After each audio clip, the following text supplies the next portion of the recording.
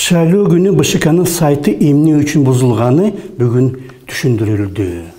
ЦИКтин адиси бир формула жазыптыр. Ошол формула менен сандын баары, сайттагы сандын баары экесеге көбөйүп кетиптир. Алгатаны ылдам эле көрүп, аны оңдоп салышкан. Бирок ал формула качан жазылганы айтылган жок.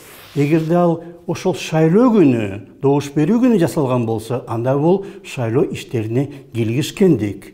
Эгерде ал формула мурда жазылган болсо, анда ошол системанын баарын текшерип жатканда, тест учурунда башка адистер, ЦИКтеги адистер аны алгатаны көрүп, оңдош керек болчу. Антпесе алар адистер эмес.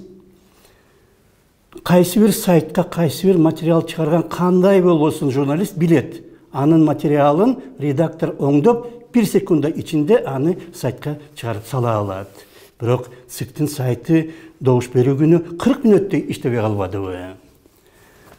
Центр избирком эгерде мурда дайым таза иштеген болсо, азыр шайлоо күнү кандай бир ката кетип калыптыр кокусунан деп түшүнсө болот эле. Ага ишенсе болот эле. Бул жагынан ЦИК биздин статкомго окшош. Бирок биз баарыбыз көргөнбүз, мурда ошол эле борбор шайлооком канча бурмалоо жасаганын. Ошондуктан мурдагы эле жетекчи калып, кокусунан биздин борбор шайлооком таза иштеп калганына ишенүү кыйын.